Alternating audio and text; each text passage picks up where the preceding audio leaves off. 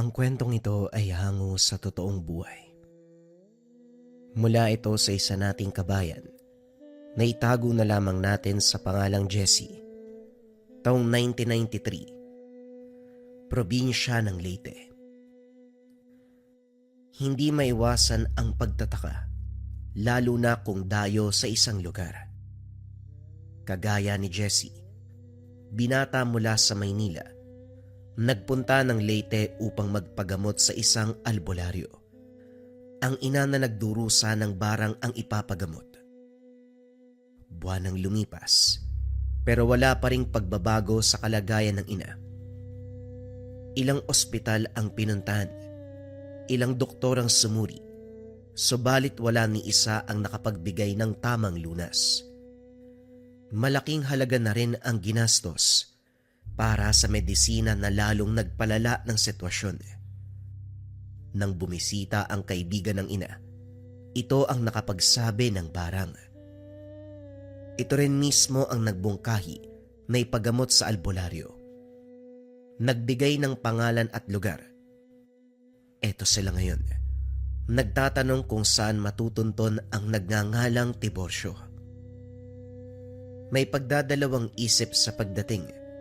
May mga nagsabi sa kanila na ang hinahanap na matanda hindi madaling kasundo, na kung minsan hindi tinatapos ang panggagamot kapag nakasagutan ang kaanak ng pasyente o ang mismong pasyente. Binalaan na anuman ang sabihin nito, piliin na sundin kaysa sagot-sagutin. May pagkakataon na binigyan ng sumpa ang pasyente dahil sa hindi pagkakaunawaan. Imbis na tulungan, tinuluyan. Tinawagan ni Jessie ang kaibigan ng ina. Kinumpirma kung tama ba ang pagkakalarawan sa matanda na pinagtanungan. Ayon dito, tama ang lahat ng impormasyon, kaya bahagyang nag-alala si Jessie. Ugali kasi ng nakakatandang kapatid na kasama ngayon ang mag-usisa. Hindi titigil hanggat hindi nalilinawan. Ate Pem, makikiusap ako sa iyo ha. Pwede bang manahimik ka na lang mamaya? Isarado mo yung bibig mo kapag karap na natin yung albularyo. Kilala pa naman kita. Tutuloy na lang tayo kasi ang layo ng biniyahe natin kung aatras lang din ha. Isa pa, isa-isip mo na para kay nanay ang ginagawa natin. Maliwanag ba? Wika ni Jessie. Kung makapagsalita parang ang sama ko ah. O siya, eto na yung sityo na tinuro nung tambay. Alin ba dito yung tahanan ng albularyo? Kubo raw pero kalbo naman ng lahat ng bahay oh. Tinignan ng binata ang paligid. Sinuri ang bawat tahanan. Hindi naglaon na tukoy ang bahay ng albularyo. Ang sabi ng pinagtanungan sa daan, may bungo ng ibon at pusa sa bukana ng bakod. Paglapit doon ay wala namang sumagot sa loob. Nakailang ulit sa pagtawag kaso parang walang tao. Hindi nagtagal umandar ang topak ng kapatid. Ayaw nito na maghintay at masyadong mainipid. Dumampot ng bato. Kinalampag ang bahagi ng bakod na yari sa yero. Kagad siyang pinatigil bago makabulabog. Subalit naagaw ang atensyon ng albularyo. Malakas at buong boses ang nagpatigil sa magkapatid. Maging ang ina na nakaidlip ay nagising. Lumabas mula sa kubo ang isang matanda. Magulo ang mahabang buhok. Gayon din ang bigote na kulay puti. Matagal nang tahimik ang lugar na ito, pero pinulabog ng mga dayo. Ano bang sadya niyo? Kailangan niyo pang kalampagin yung yero. Napakaingay! Wika ni Mang Tiborcio. Nandyan lang pala kayo, tagal nyo pang sumagot eh. Pero magpapagamot po kami. Nabarang po kasi yung nanay ko eh. Hindi ko gusto ang tabas ng dila mo, iha. Sino ka ba sa inaakala mo? Ayusin mo ang tono ng pananalita kapag matanda ang kausap mo. Sinita ni Jessie ang kapatid na inirapan ang matanda. Ang binata na lamang ang nakipag-usap. Magandang araw po sa inyo. Kayo po ba si Mang Tiborcio? May nakapagturo po kasi sa amin na mahusay kayo pagdating sa paggagamot ng barang. Etong nanay namin, biktima ho kasi siya eh. Nagbabaka sakali lang na matulungan nyo. Ang pangalan ko po ay Jessie, etong ate ko si Pam. Magkapatid kayo. Baka ampon yung babae. Ang bait mo eh. Halata sa boses at galaw. Samantalang yung isa, parang pinagli sa rebulto ng mga demonyo. Yung nanay mo, tama. Biktima ng barang. Mamanarangan ang uri ng sumpa at iilan sa laman ng nanay mo ay bulok na. Konti na lang din ang oras niya, kaya mainam siguro na magpaalam na lamang kayo. Kunot noong tumitig si Jessie sa albularyo. Hindi malaman kung sinadya ba ang pagkasabi o nagbibiro. Nang makitang seryoso ito, napabuntong hininga na lamang. Manong, hindi ganyang klase ng tulong ang pinunta namin dito. Sabihin nyo na lang po kung matutulungan nyo kami o hindi. Alis naman po kami kung ayaw nyo eh. Tumitig ang albularyo sa ina na nakasakay sa wheelchair. Hindi naglaon. Maluwag na binuksan ang pintuan para imbitahan sila sa pagpasok. Walang paglagyan ng tuwa ng binata. Naglalaro sa isipan ang ideya na gagaling ang ina. Tahimik na pinapanood ang pagsuri ng albularyo. Naganda ito ng batya na binuhusan ng dinurog na bagay ang tubig. Binabad ang bimpo at pinatong sa noo. Nagsindi ng insenso. Tinusok ang daliri. Kinuhaan ng kaunting dugo. Pagkatapos ay nagsimulang sumambit ng mga kataga. Kinapa nito ang bahagi ng katawan na nagkulay lila. Bilog na bilog, na animoy tanda ng bugbog. Bagyang umaray ang pasyente. Nang diinan ay may lumabas na uod. Bawat parte ay meron. Isa-isang inalis. Dito napansin ni Jessie na unti-unting nakakahinga ang ina. Sadyang kakaiba ang mamanarangan. Maliit na uod ang ginamit pero kayang bulukin ang laman ng tao. Sasabihin ko na lang para alam ninyo, maalis ko ang barang pero ang pagkabulok ng parte, hindi may babalik sa normal. Hindi ako sa lamangkero na sa isang salita, mapapalitan ng bago ang luma. Ano? Ang sabi nila mahusay ka tapos ganyan? Anong klaseng albularyo ka ba? Etong demonyeta na to, yung dela mo masyadong matabil. Kakasabi ko lang na maaalis ang sumpa ng barang, pero ang pagbabalik ng normal sa napinsalang laman ay hindi.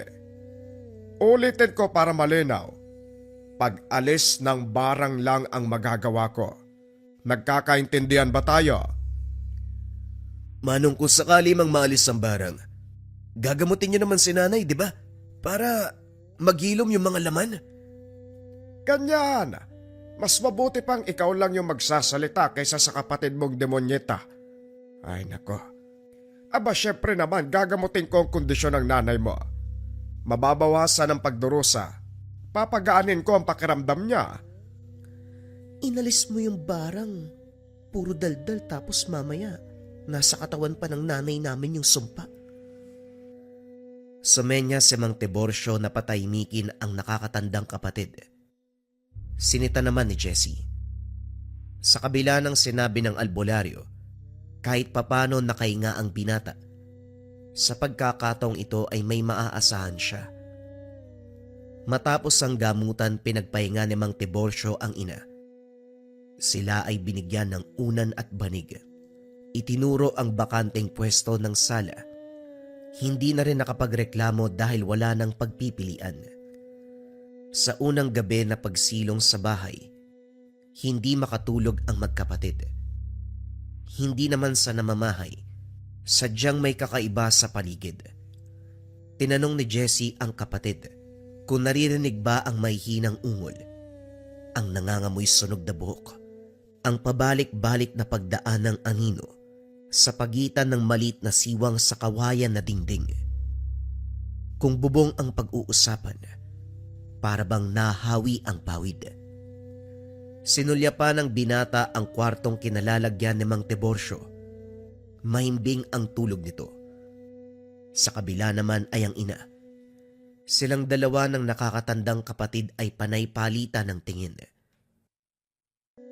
Parang may halimaw sa lugar na to ah. Natatakot na ako eh. Patuloy sa pagmamasid si Jessie.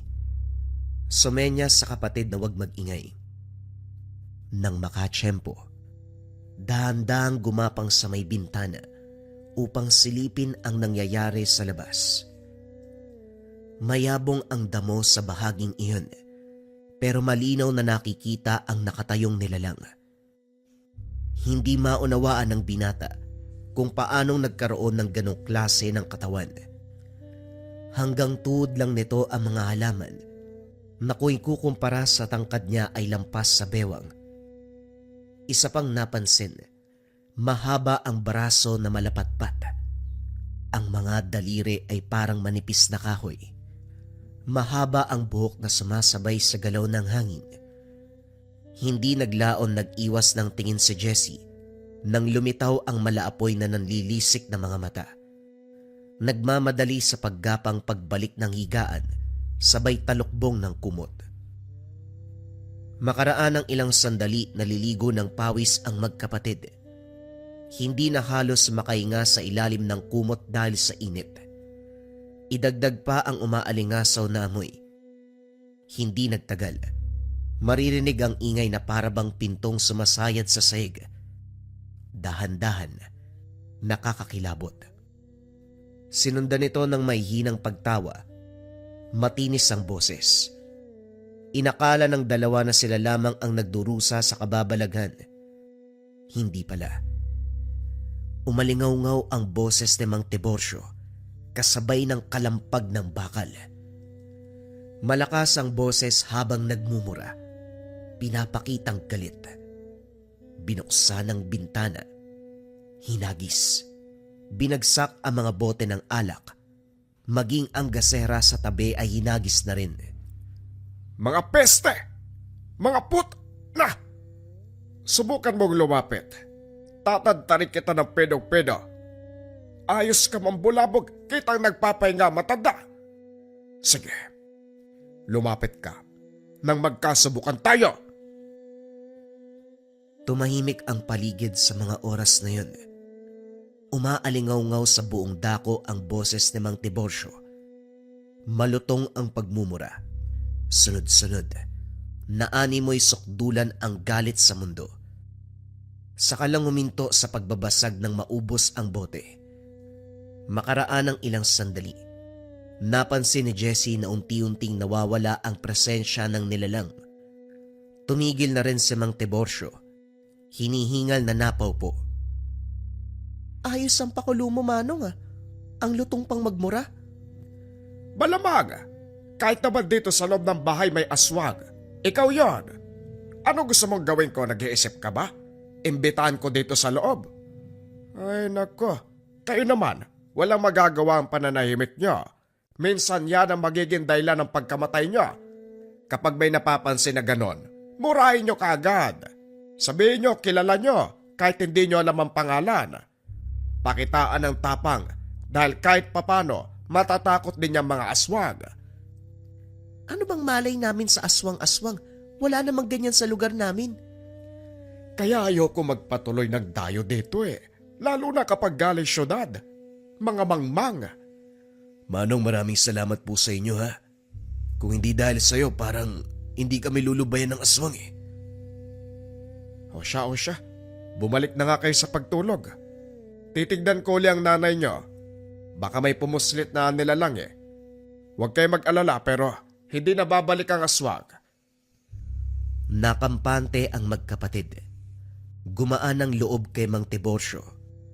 Kahit masama ang sinasabi ng mga taga-sityo sa kanya, iba ang nararamdaman nila sa matanda. Nagtiwala ang magkapatid. Kinabukasan nagising sila nang magkamalay ang ina. Maayos lang nakakapagsalita. Nagagawa pang iunat ang katawan. Magaan ang pakiramdam kumpara noong nagdurusa na hindi halos babangon sa higaan. Nakakapaglakad na rin ito pero hindi muna pinapakilos ni Mang Tiborcio dahil baka mabinat at mabigla ang katawan. Nang hinalungkat ni Jessie ang pinagbihisang pantalon para kuhain ng pitaka, natigilan dahil wala na ito. Nagtataka dahil butas ang bulsa. Saktong mauhulog ang laman. Dito naalala ang siksikang pagbaba ng sakayan. Puro lalaki ang lumapit. Nadukutan. Nahihiyang humarap kay Mang Tiborcio. Manong, magkano po pala ang ibabayad namin? Pasensya na po kayo ha. Mukhang may kaunting problema. Nawawala yung pitaka ko eh. Natawa si Mang Tiborcio. Ang sabi ay hindi siya nagpapabayad. Ang sa kanya lang, makatulong sa nangangailangan. Kaso nga lang para sa binata at sa ina nito, nakakahiya kung aalis na walang iaabot. Ano naman ang ibabayad nyo? Nawala nga ang pitaka, hindi ba? Huwag nyo nang alalahanin. Hindi naman ako naniningil eh. Ano bang iniisip nyo? Ibabalik ang sumpa kapag wala kayong binayad. Hindi yan mangyayari. Hindi ako ganyan tao, huwag niyong isipin yan. Masyado kasi kayong naniniwala sa mga sabi-sabi ng taga-sityo. Ayos lang ako. Tumutulong ako ng walang hinihiling na kapalit. Pagsisilbi ko ito bilang albularyo. Tungkulin ko yan. Pero Manong, nakakahiyaho kasi. Ginawa niyo ang lahat para alisin ang sumpa sa akin. Tapos hanggang pagpapasalamat na lang ang maibabalik namin. Wag ho kayo mag-alala. Gagawa kami ng paraan para kahit papano makatulong. Mariing tumanggi si Mang Tiborcio pero ang ina ang makulit. Ayaw umalis ng tahanan na hindi nakakapagbayad. Sumakto naman na anihan sa susunod na linggo kung kaya't ito ang naisip na paraan. Tutulong sa paggapas ng mais at iba pang produktong sakahan ng matanda. Wala nang nagawa ang albularyo kung hindi pumayag.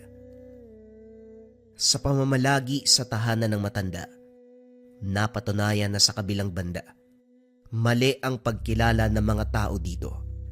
Nariyan ang kagaspangan ng ugali, pero hindi makakaila ang kabutihan ng loob. Nasaksihan ni Jessie ang malasakit ito sa kapwa, lalo na kapag may pasyenteng isasalba. Lingid sa kalaman ng karamihan kung ano ang kayang gawin ng nasa larangan para lang sa pasyente. Hindi lang karunungan ang binubuwis, kundi maging ang buhay. Isa sa nakakamanghang bagay kay Mang Tiborcio ang hindi pagkapagod. Halos isahang buhat ang sako-sako ng inaning mais. Nagsisimula ng madaling araw, gabi na natatapos, ni hindi napansin na pinagpapawisan. Ayusin nyo naman yung hawak ng solo. Madudulas ako niyan eh. Wika ni Mang Tiborcio para maalis ang tingin ng binata. Pasensya na ho kayo. Hindi ka ba napapagod? Buong araw ka po nagtatrabaho sa Bukirin. Gabi na akong umuwi tapos ngayon didiretso naman sa susunod na gagawin. Hindi nyo ba alam yung salitang pahinga? Nasanay na ako sa ganitong buhay. Ganito na simula pagkabata hanggang tumanda. Sanay na ang katawan ko. Ikaw magpahinga ka na. Mamaya na ho siguro, kaya pa naman eh. Nga ho pala, sino-sinong may-ari ng mga bahay sa paligid? Ilang araw na kami dito pero wala akong napansin na may ibang tao.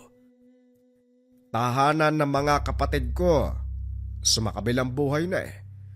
Ako ang bunso kaya ako na lang ang natirang buhay. 80 taon na rin ako. Malapit na rin sumunod sa kanila. Nagulat ang binata dahil tama ang hula niya sa edad. Namangha dahil sa kabila ng edad nito. Hindi gaanong kulubot ang balat.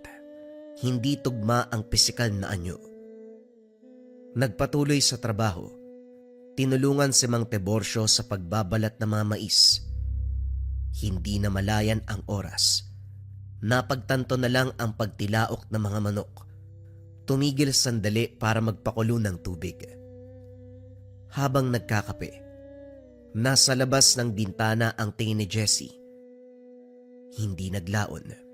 Nagulat ng masipat ang nilalang sa matayog na puno ng nyog. Tao. Babae. Umaakyat sa puno ng pabaliktad ang katawan. Yung bang nauuna ang paa, nasa hulihan ng ulo. Kinilabutan ng binata kung kaya't lumingon sa kanilalagyan ni Mang Tiborcio.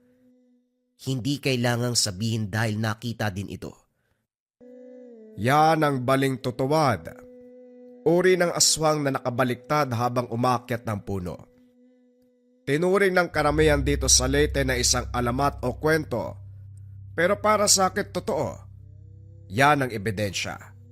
Buhay na buhay. Ilang ulit ko nang nakita pero hindi ko kilala kung sino talaga yan. Isa pa, wala na akong pakialam dahil hindi ko naririnig na merong biktima sa lugar eh.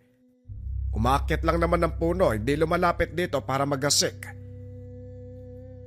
Napatitig si Jessie sa kinaroroonan ng aswang, pero kagad din nag-iwas ng isara ng matanda ang bintana.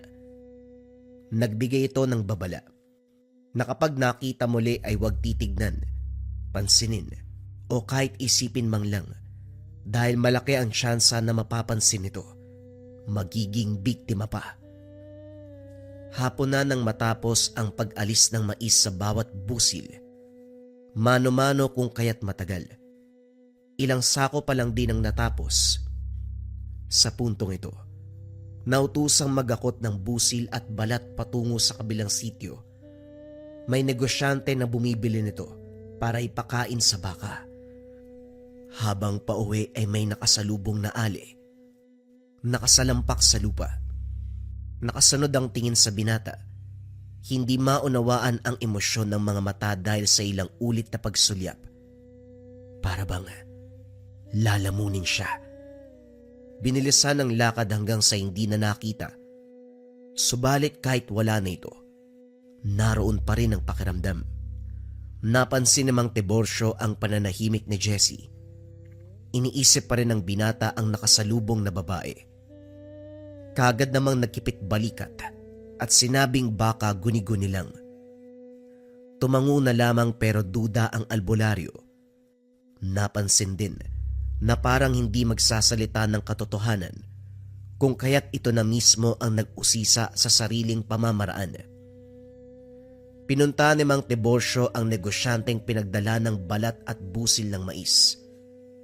Wala naman siyang kahinahinalang napansin maliban sa partikular na bahagi ng daan. Siya ang tipo ng albularyo na malakas ang pakiramdam sa natitirang bakas ng nilalang sa isang pwesto. Hinimas ang lupa at tinikman. Kagad dinura ng malasahan. Sa kabilang banda napangiwi si Jessie nang makitang tinikman ng albularyo ang lupa.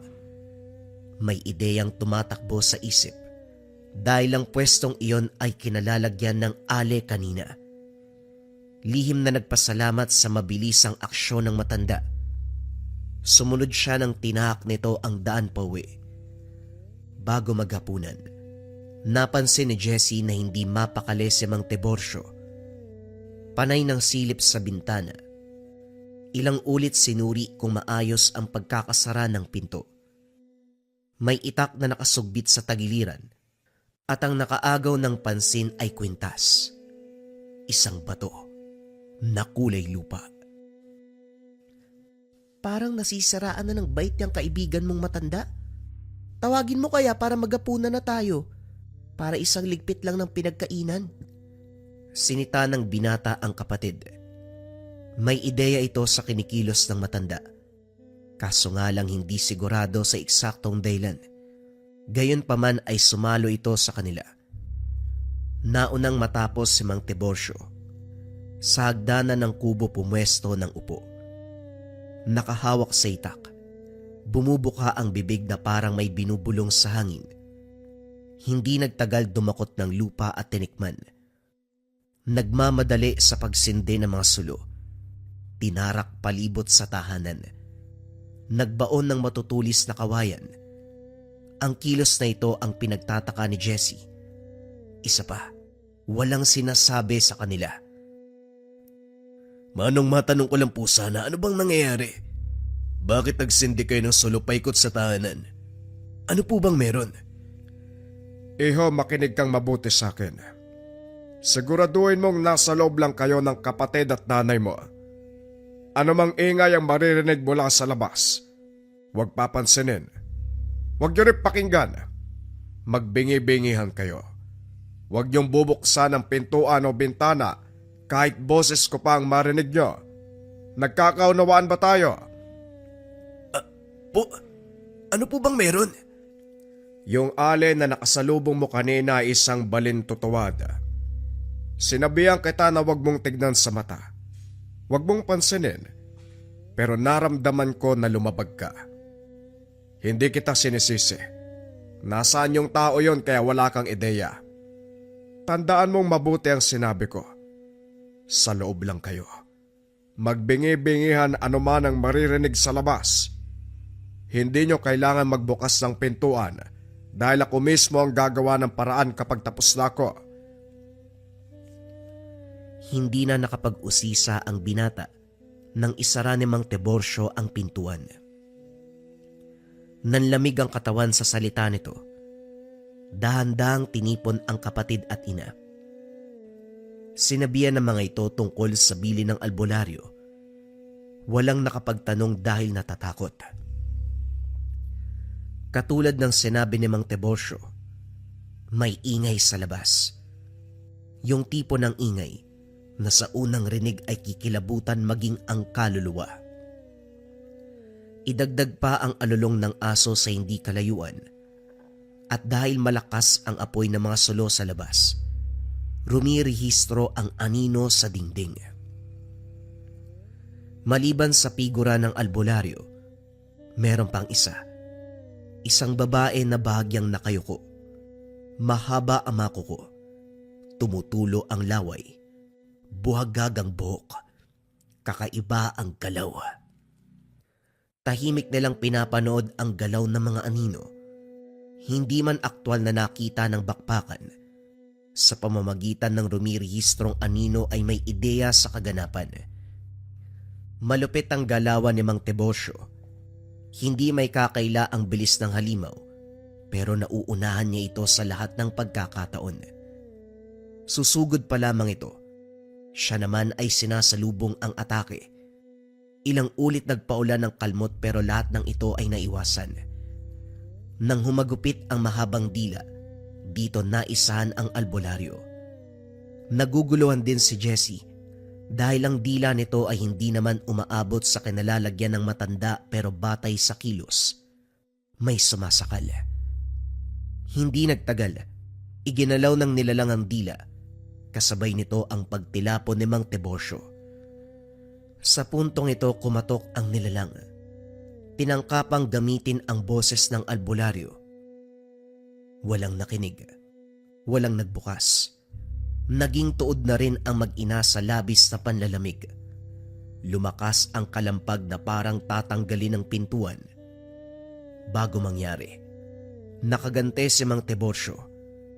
Tumagos ang itak sa katawan ng halimaw, kaso naibalik din sa pamamagitan ng kalmot. Gayon pa man hindi ito alintana. Sinaksak ng sinaksak ang nilalang. Hindi naglaon ay nalupig din ito. Nagbukas ang pintuan. Bumungad ang sugatang si Mang Tiborcio. May bakas ng sakal sa leg. Napuruhan ng kalmot ang balikat na umabot sa braso. Si Jessie ang nagsisilbing manggagamot alinsunod sa gabay ng albularyo. Sa kabutiang palad na agapan naman, pinakuha lamang ng lupa, binulungan ng orasyon at saka nilunok. Titig na titig ang binata. Nagtatanong ang mga mata kung paanong nakakagamot ang lupa. Nang mahimasmasan si Mang Tiborcio, pinagtapat ang bisa nito.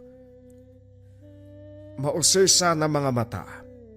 Mabuti yan, iho, nang malaman mo mga bagay-bagay. Napapansin ko rin ang pagtatanong mo sa kwintas at tungkol sa ginagawa ko sa lupa. Tinitikman at nilulunok. Ang ritual ng pagtikim ay para malaman kung sino ang kaaway. kung nariyan ba siya sa lugar o papalapit pa lang. Ang pag-ihip ng orasyon, paglunok, nagsisilbing gamot sa espiritual na sugat at pinsala ng kaloob-looban. Lahat ng ito ay parte ng pamamaraan ng tangan ko. Ang mutya ng lupa. Pinakita lamang ito ni Mang Tebosyo. Hindi nila pwedeng hawakan. Namangha si Jessie. Napakalalim ng kaalaman ng albularyo. Ang buong akala ay hanggang panggagamot lang. Yung pala, may tangan na mutya. Mabilis gumaling si Mang Tebosyo. Ilang ulit nilapatan ng gamot at orasyon ang sugat. Nang magawa ng kumilos, nagpaalam na susuriin ang paligid kung may naiwan mang bakas ang aswang. Hindi nakasama si Jessie, hindi pumayag ang albularyo. Pagbalik nito, dito niya binahagi ang mga nasaksihan. Habang sinusundan ng bakas, naabutan nito sa isang sitio kung saan meron pang kasamang kauri. Hindi inasahan ni Mang Tebosyo na marami ang lahi, pero hindi siya natakot. Nabigla lamang sa dami. Naghiingalo ang balintutuwad na nakalaban. Naghamon pa ang kapwa mga aswang, bagay na hindi inurungan ng matanda. Nang magsimula ang aktwal na laban, hindi nagawang makalapit ng nilalang. Dumakot ng lupa si Mang Tebosyo. Inihipa ng orasyon ng hangin sabay hagis nito. Nang tumama ay naging tuod na lamang matapos maparalisa ang katawan. Kagad siyang bumagsak. Hindi makapaniwala ang angkan. May humahakbang para sumugod, pero pinigilan ng isang matanda. Malakas at malinaw ang bigay na babala. Ang kaharap natin ngayon ay mataas na uri ng antingero. Saksi tayong lahat sa ginawa niya sa ating kauri. Kung susubukan niyong manlaban, hindi malalayo na uubusin tayo ng matanda. Kaunti na lamang ang lahi natin. Huwag na tayong mag-aksaya ng buhay. Antingero, ipagpatawad mo ang aming ginawa. Wala siyang ideya. Ako na mismo makikiusap. Umalis ka na sa lugar at mananahimik kami. Matapos ang kasunduan, nilisan ni Mang Tebosyo ang lugar. Inantay na lang din na mag-ina na matapos ang pag-aani ng mga pananim. Ang tulong ang magsisilbing bayad sa paggagamot kay Nanay Lena. Ilang araw ang lumipas bago umalis sa poder ni Mang Tebosyo. Ito na rin mismo ang umako sa gastusin pabalik ng Maynila. Bago ang biyahe, naglapat ng orasyon ang albularyo sa bawat isa. Layon na maiwan sa lugar ang anumang kababalagan na naranasan. Naging epekto dahil pagbalik ng tahanan, tila ba galing lang sa bakasyon. Naaalala na ginamot ang ina, pero naging malabo ang tungkol sa balintutuwad. Ang humaplos sa puso ng binata, ang pasekretong paglagay ng kakarampot na lupa sa bawat bulsa na isinuot nila noong pauwi. Hindi inasahan na ganong kabuti si Mang Tebosyo. Sinisigurado na makakarating silang ligtas sa anumang banta ng panganib. Bilang alaala at tanda ng albularyo, itinago ni Jessie ang lupa. Sa napapansin ng binata, habang tumatagal, ito ang nagbibigay ng gabay, lalong-lalo na kaligtasan.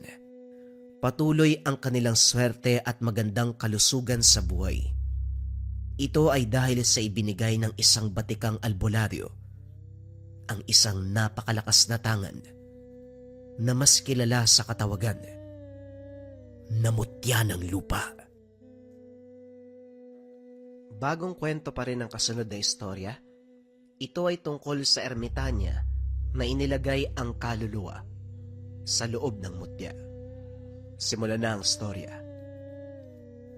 Ang kwentong ito ay hango sa totoong buhay. Mula ito sa isa nating kabayan na itago na lamang natin sa pangalang Dante. Taong 1989. Sorsogon. Lumaki si Dante na tinitingala ang tiyahin dahil sa kausayan pagdating sa panggagamot. Nalulunasan ang anumang karamdaman, barang, kulam, biktima ng aswang, palipad hangin at iba pa.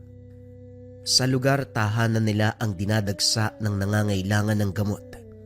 Si Tia Meding ang tipo ng tao na hindi nagpapabayad kung kaya't marami ang lumalapit. Ang pamamaraan ni Tia Meding nakadepende sa karamdaman ng biktima. Kung barang din ang gagamitin para lunasan. Gayon din sa kulam, tigalpo, palipad hangin at iba pa. Subalit ang pinakagustong makita ni Dante ang usapin sa aswang. Ilan na rin ang lumapit sa tiyahin para magpagamot ng yanggaw. Kaso kapag ito na ang trabaho, hindi hinahayaan ang sino man na makakita. Naglalaro sa isipan kung ano ang ginagawa ng tiyahin sa tagong silid. Gayunpaman, hindi nag-usisa dahil alam ng binata na balang araw, ibabahagi ang lahat ng kalaman. Paminsan na ring napag-usapan na siya ang susunod sa yapak nito. Isang araw habang nag-aantay ng halamang gamot, dumating ang pasyente. Mag-isa, bumagsak sa bakuran. Dali-daling tinawag ang tiyahin, inasikaso kagad dahil malubha ang kalagayan nito. Nagtamo ng sugat sa iba't ibang bahagi ng katawan. Naglatag ng samot-saring dahon at dinikdik. Tinapal sa sugat at ang katas naman ay pinainom. Inihipa ng orasyon ng langis. Isinaboy sa pasyente. Itinali ang pasyente sa higaan at siniguradong hindi makakawala. Tumabi muna sila. Pinanood ang magiging reaksyon ng binigay sa unang lunas. Hindi naglaon. Unti-unting nagkamalay at nagwala. Batay sa kilos. Para bang rabis ang tumama. Pero mas mabangis na hayop. Naglalaway. Nagwawala. Nang mapigtas ang tali sa binti, pinukaw ni Dante ang pansin ng tiyahin. Tiya, makakawala na yan. Kumilos na ho kayo. Hayaan mo lang siyang magwala. Titigil din yan. Mas mabuti pang ituloy mo yung naiwang trabaho. Ako nang bahala dito. Wala rin naman ako iuutos. Sumunod si Dante. Kahit nais pang manatili para masaksiyan ang mangyayari. Gayunpaman, hindi mapakali habang pinapakinggan ang ingay sa loob. Nag-aalala sa magaganap dahil ang pasyente ngayon ay marahas ang kilos. Kahit sabihin pang marunong si Tia Meding sa paglunas sa ganitong karamdaman, hindi maiwasang mag-alala sa mga posibilidad. Nagmamadali ang binata sa pagbalik. Pero nang kakatok na sana, narinig ang usapan sa loob. Nagkita din tayo sa wakas, Meding. Ilang taon na ako naglalakbay. Kung sino-sino ang biniktima, sa layon na mahanap ang kinalalagyan mo. Sa wakas, nagkatagpo din tayo. Hanggang ngayon pala ginagamit mo pa rin ang pagiging aswang at sumang. Mabuti naman nakakayanan mong pagsabayin. Hindi ba may kaakibat na parusa kapag nagkamali? Sana handa ka kapag nangyari yon. Kahit sino pa ang sapian mo, hindi ko makakalimutan ang boses na yan, Bebang! Katahimikan ang namayani. Hindi naglaon nagpatuloy ang usapan. Huwag mong ibahin ang usapan, Meding. Huwag mong sabihin na kalimot ka na. Gusto mo bang ipaalala ko ang nangyari? Ako lang naman ang binawian mo ng karapatan na mabigyan ng mutya ni Maestro. Masyado kang pabida. Makasarili ka. Hindi ko kasalanan kung ako ang pinili na maestro na magbana ng mutya. Isa lang ang ibig sabihin. Mas marunong ako kaysa sayo. Maliit na bagay lang yon, pinapalaki mo pa. Malaking bagay yon para sa akin. Makapangyarihan ng mutya ni Maestro. Sayang lang dahil napunta sa katulad mo. Sa katulad kong higit ng kaalaman kumpara sa inggiterang kagaya mo. Hindi mo ba alam na wala ka sa pagpipilian noon ni Maestro?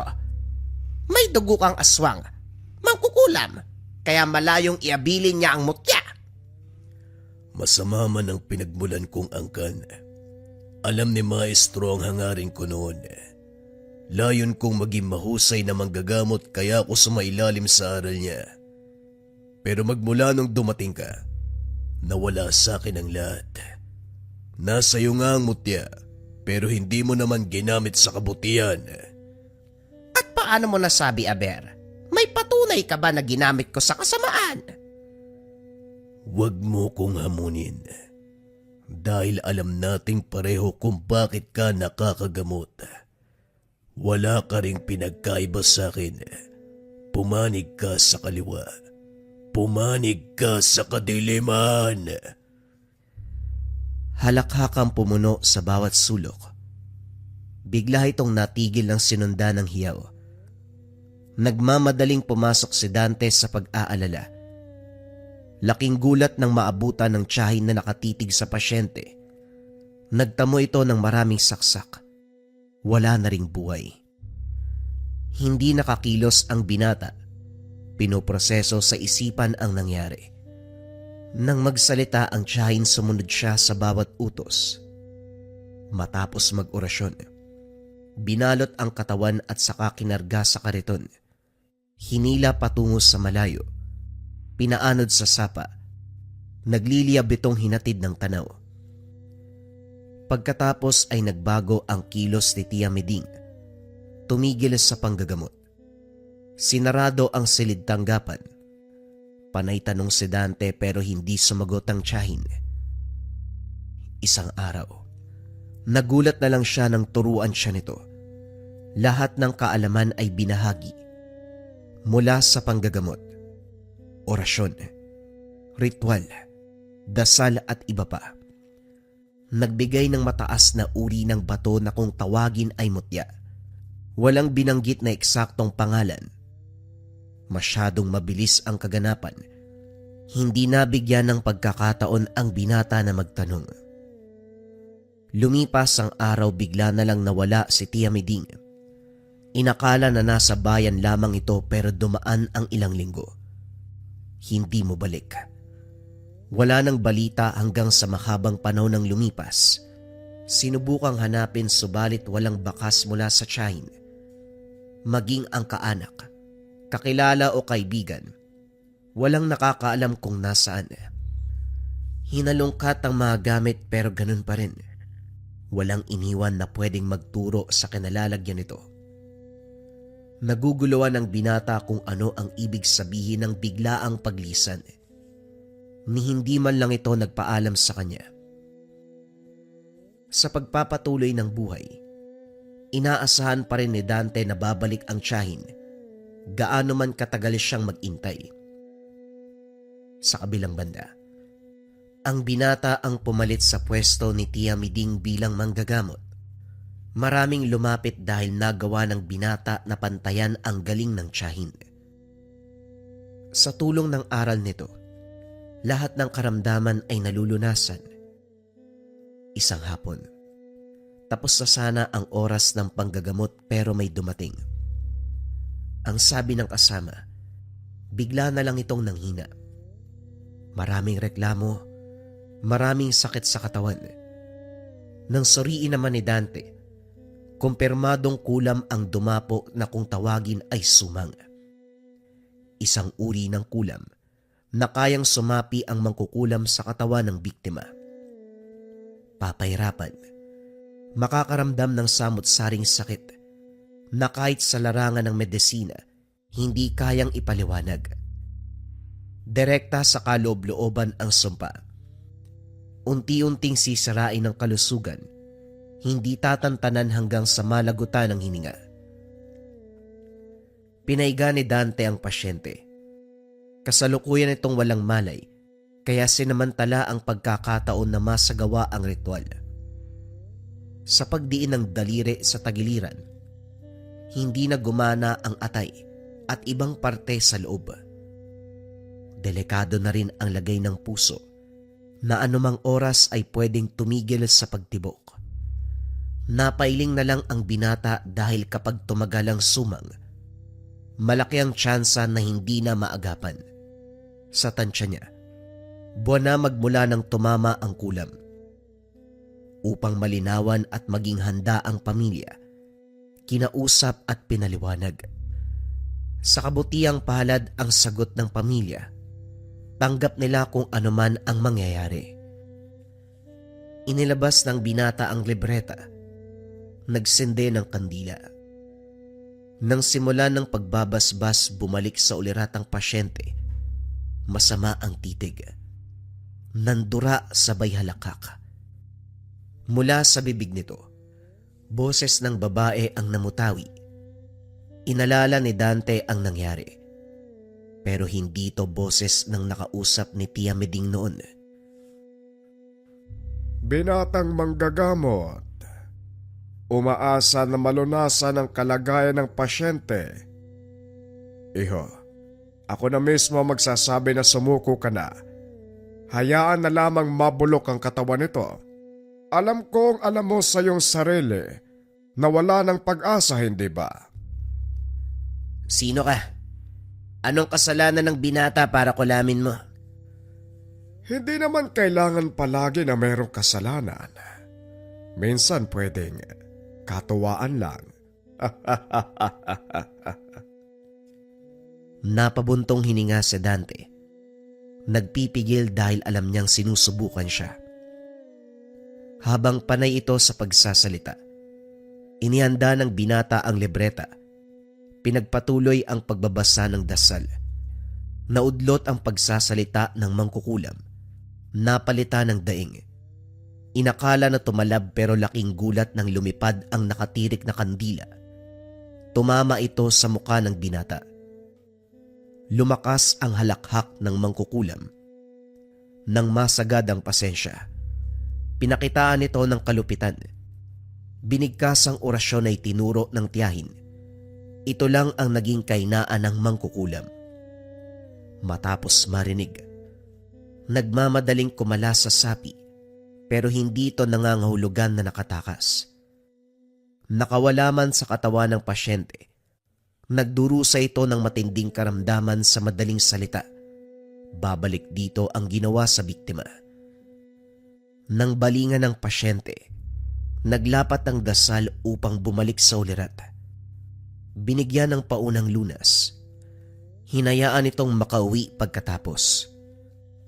Kumalas na ang sumpa ng sumang, pero nilinaw muli ng binata na ang napinsalang katawan sa loob kinakailangang ipatingin sa eksperto. Nang mga sumunod na araw, isang pasyente na naman ang kinulam. Ang uri na ginamit ay panagano, kung saan magagawang impluwensyahan o kontrolin ng mangkukulam ang isipan ng biktima. Magdudulot ng pagkabaliw, pagkawala sa sarili, matinding takot, bangungot, o hindi kaya naman maging sunod-sunuran o alipin sa mangkukulam. Sa kwento ng pamilya, bigla na lang itong nasisiraan ng bait, nananakit, nagbabanta na hindi lang sa kanila kundi maging sa mga kapitbahay. Sinubukang dalhin sa ospital, kaso nga lang hindi nila magawa dahil nagwawala ang pasyente. Hindi rin maunawaan ni Dante ang kilos nito. Nang makita siya ay kusang lumapit. Pumwesto pa sa upuan, sumenyas na gamutin. Hindi nagpakampante ang binata dahil iba ang pinapakitang reaksyon. Malinaw sa mga mata na merong binabalak. Nang sila na lang ang nasa silid, kinausap ito ni Dante. Inunahan pa siya ng pasyente. Ako na ang pangalawa mong pasyente kung kulang ang pag-uusapan, hindi ba? Gamutin mo na ako para 5 na lang ang kulang. Kumunot ang noo ni Dante. Maliban sa pagtataka sa sinabi nito, hindi tugma ang boses. Siguradong mangkukulam ang kausap ko. Anong ibig mo sabihin na 5 na lang ang kulang? Hindi ko sasabihin kung sino ang kausap mo. Pero ang sinabi ko ay katotohanan. Pagkatapos ko, 5 na lang ang kulang dahil 7 ang kailangan. Kapag nakumpleto ang 7 pasyente, mauunawaan mo kung para saan ang mutya na iniwan sa'yo ng tiyahin mong manggagamot. Napatitig si Dante. Makaraan ng ilang sandali sinimulan ang pakikipagtuos sa mangkukulam. Hindi makapaniwala nang tumingin lamang ang pasyente. Hinayaan siyang gawin ang mga dapat. Walang reaksyon ng lapatan ng orasyon at gamot. Naging madali ang proseso. Makalipas ang ilang sandali, nagbalik sa ulirat. Wala nang sumpa sa katawan. Habang hinahatid ito ng tanaw sa pag-alis, tumatak sa isip ni Dante ang sinabi nito. Hindi maiwasang kabahan sa mangyayari.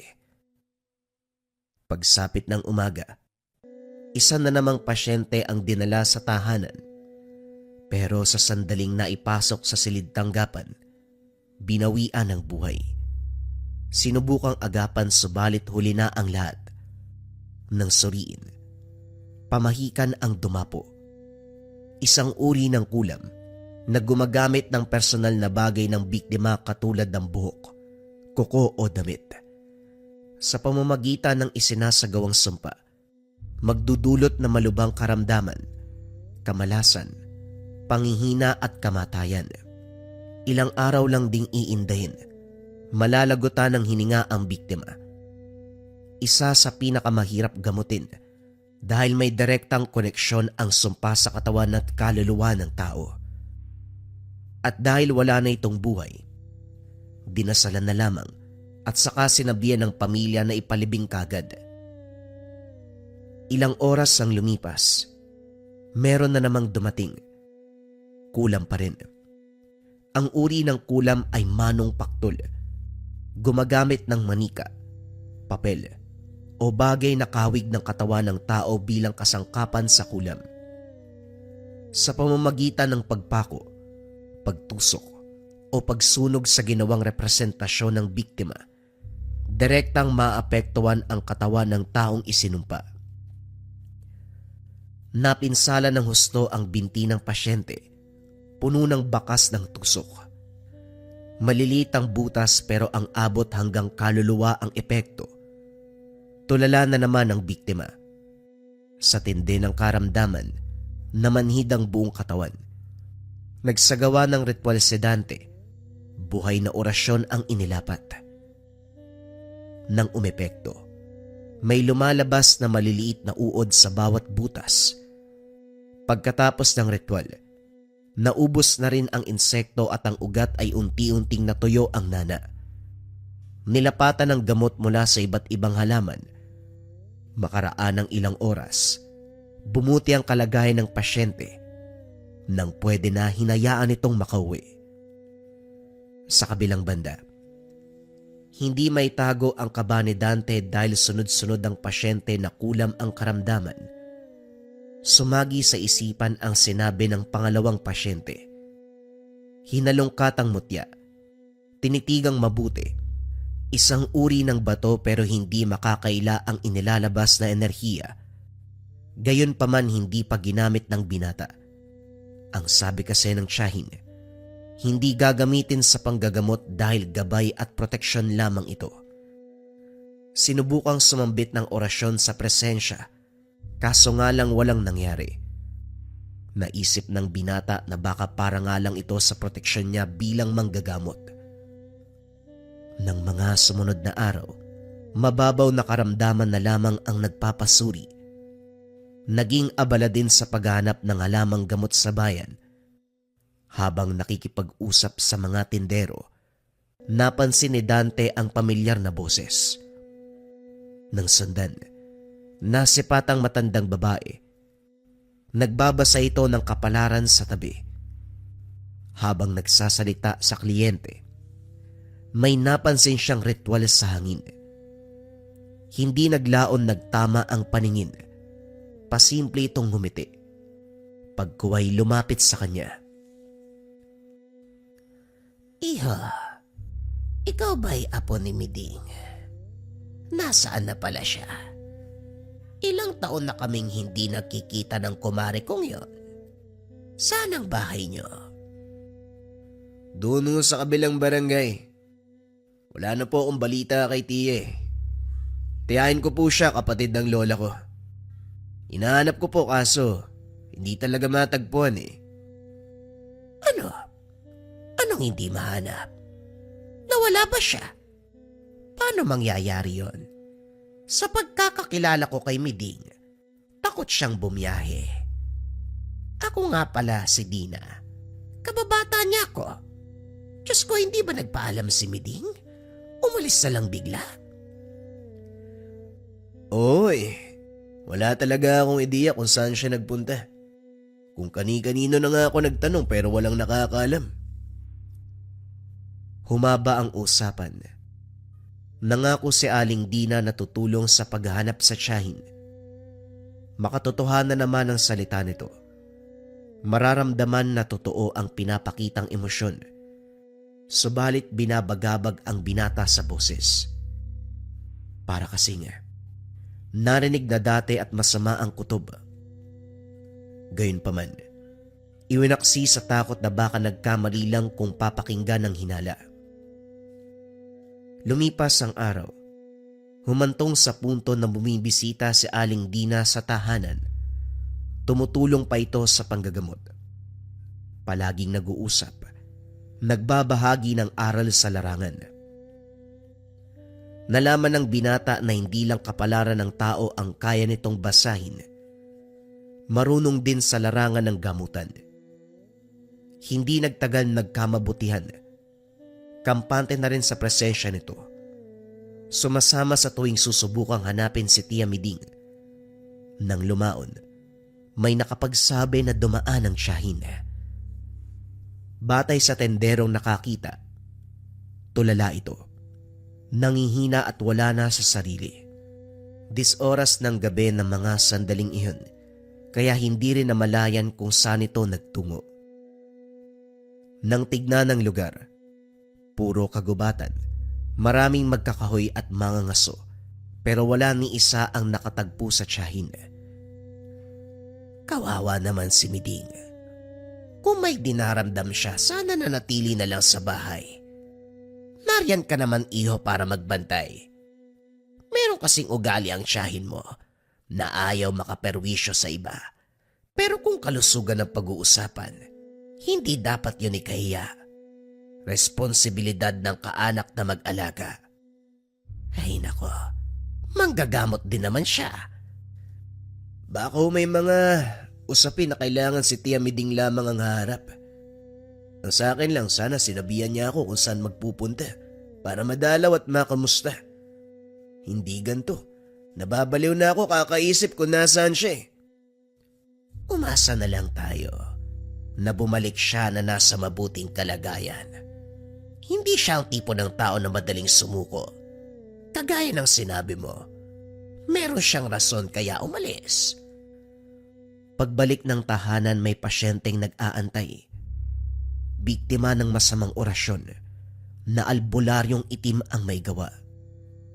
Mahika negra ang ginamit, kaalaman sa kaliwa, nagpapahirap sa tao at unti-unting pumapatay.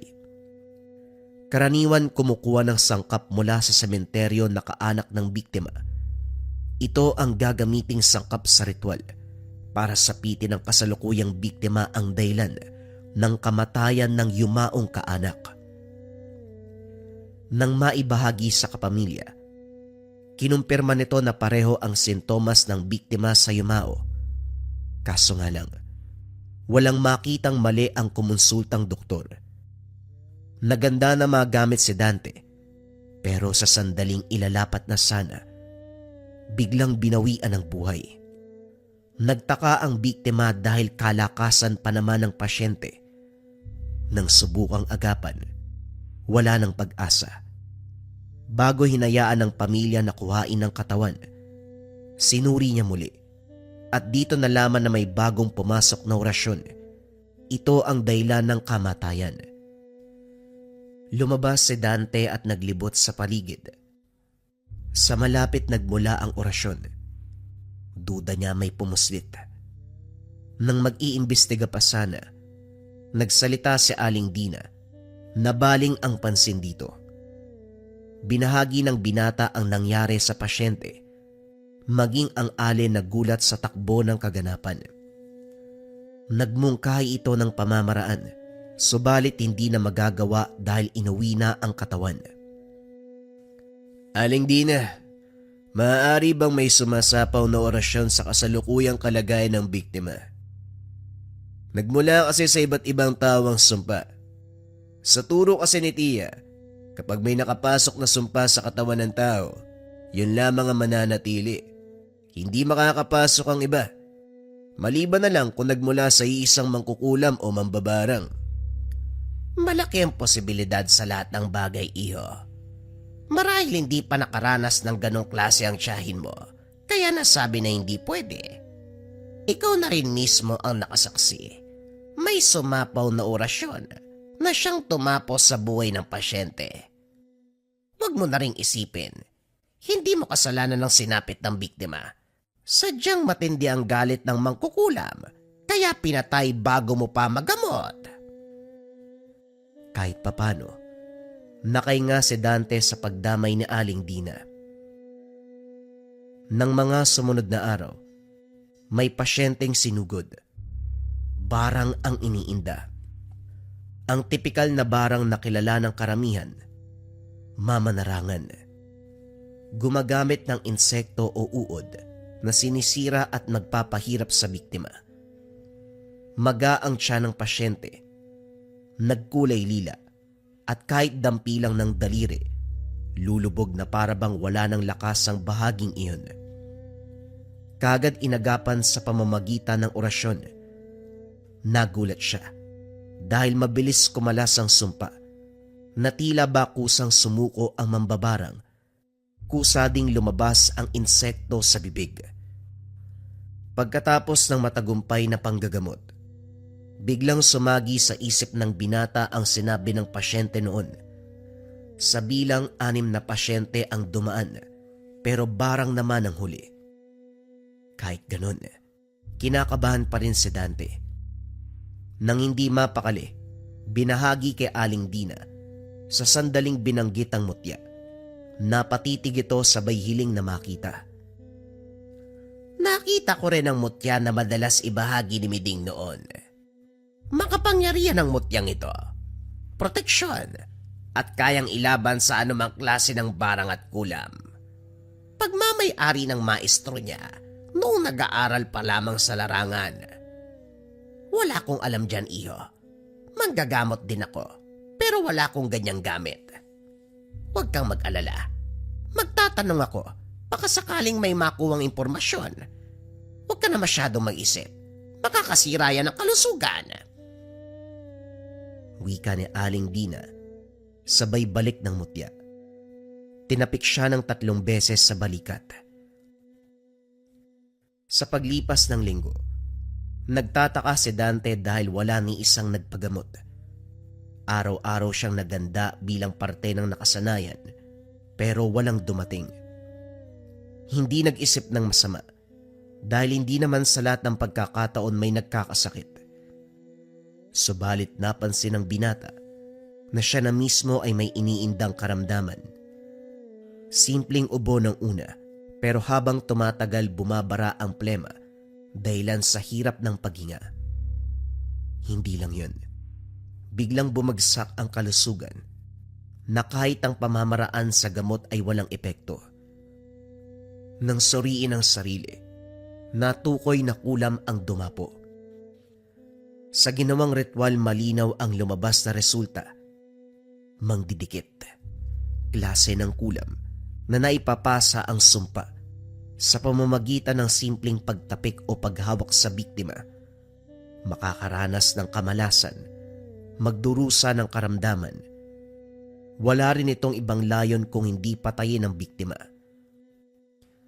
Inilabas ni Dante ang libreta. Sisimulan na sanang basahin ng dasal para mapigilan ang paglala ng kalagayan ng dumating si Aling Dina. Nagulat ang binata dahil hawak nito ang mutya na iniwan ng tiyahin. Sa pagkakatanda, itinago pero ngayon nasa kamay ng Ali. Tama nga ang sinabi ng kakilala ko. Kung hindi mo makukuha sa tiyahin, subukin mong kunin sa pamangkin. Hindi ko inasa na madali kang mauuto. Tama ang pagdududa mo sa akin. Ako ang mangkukulam na nakausap ng tiyahin mo nung nakapatay siya ng biktima. Hindi makapaniwala si Dante sa narinig. Naging alerto. Sinubukan bumigkas ng orasyon pero nakontra kaagad. Hayop ka. Hindi ko akalain na malilinlang mo ko. Anong ginawa mo sa tiyahin ko? Saan mo siya dinala? Huwag mo kong sigawan dahil baka mabingi ako. Wala akong ginawa sa tiyahin mo. Oo, sinubukan ko siyang tamaan ng ritual pero masyado siyang matigas. Kung aalis man siya, yun ay pagpapasya niya. Huwag mong isisi sa akin. O siya, pakikitunguan kita ng kabutihan kaya umayos ka. Hayaan mo kung kunin ang mutyang ito. Kakalasin ko ang sumpa sa'yo.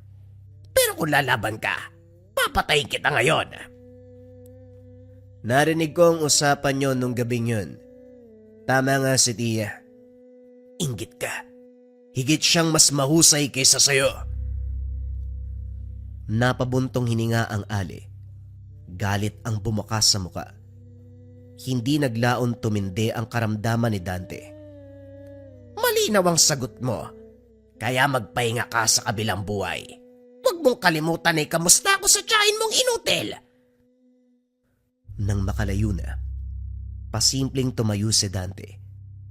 Hindi inasahan na tatalab ang pagdadarma sa harapan ni Aling Dina. Sa katunayan ng subukan muli, nagawang tanggalin ng binata ang sumpa bago pa dumating ang Ali. Napansin niya ang presensya nito, kung kaya't umaktong naaapektuhan pa rin. Nagmamadali na rin sa pagsunod dito. Naabutan sa kalagitnaan ng gubat. Pakanta-kanta habang nakatitig sa mutya. Huminto ito sa masukal na parte. May kung anong ginuhit sa lupa. Pagkatapos ay sinimulan ng ritual. Tahimik itong pinapanood ni Dante hanggang sa umabot sa punto na bumaling sa mutya. Laking gulat ng matanda. Hindi ito gumana. Saka lang lumabas ang binata para ipaalam dito ang nangyari. Nagkamali ka kung inakala mong ikaw ang marunong manlinlang. Marami na ako nakasalubong na tao na kagaya mo, kaya inaral ko kung paano maging tuso. Hindi naman pala mahirap. Nagawa kitang linlangin, masyado kang mangmang. Ano ang pakiramdam na bumalik sa'yo ang kasamaan mo, Aling Bebang? Pinalaan kita, iho. Huwag mo kong subukan kung ayaw mong malala ang sapitin mo. Bibigyan kita ng tsansa. Akin ang mutya. Huwag mong akuin yan dahil mutya yan mula sa kaliwa. Ang layo niyan pagtibay ng kulam at barang. Isa kang manggagamot kaya hindi mo rin magagamit. Ngayon lang naunawaan ni Dante ang kakayahan ng tiyahin. Nagmumula sa mutya ang lakas para kontray ng barang gamit ang barang, kulam gamit ang kulam, ganon din ang iba pa. Gayunpaman, kahit namula ito sa kaliwa, hindi alintana ng binata. Para sa kanya, malaki pa rin ang naitutulong ng mutya sa tiyahin sa larangan ng panggagamot. Inilabas ang mutya. Sinimulang paulanan ng orasyon ng matanda.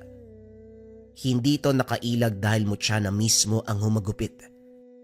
Para itong kandila na unti-unting natunaw. Biglang nanlumo, bumagsak at hindi na nakakilos. Muling bumigkas ang dasal para sirain ang natitirang bisa ng taglay nito bilang mangkukulam. Pagkatapos nun, iniwanan sa kalagitnaan ng gubat. Napailing na lamang si Dante. Tama ang sinabi ng pasyente nung araw, kaso hindi inasahan na may kasamang barang.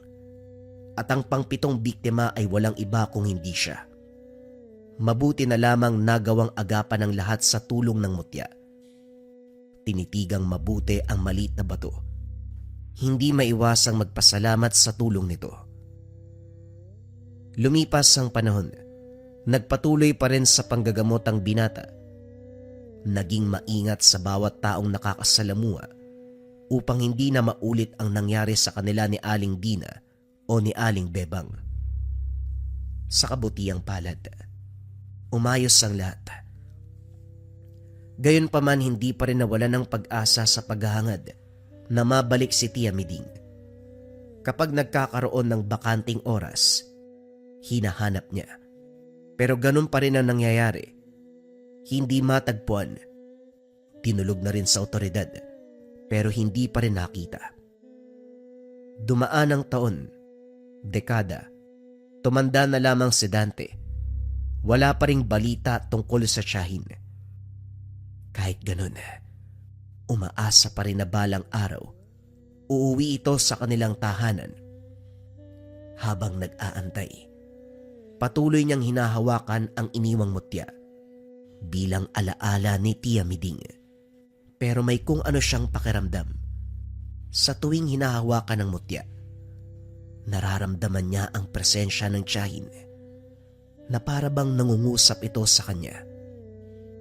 Meron ding posibilidad na ang mismong kaluluwa ni Tia Miding ay nasa loob ng mutya.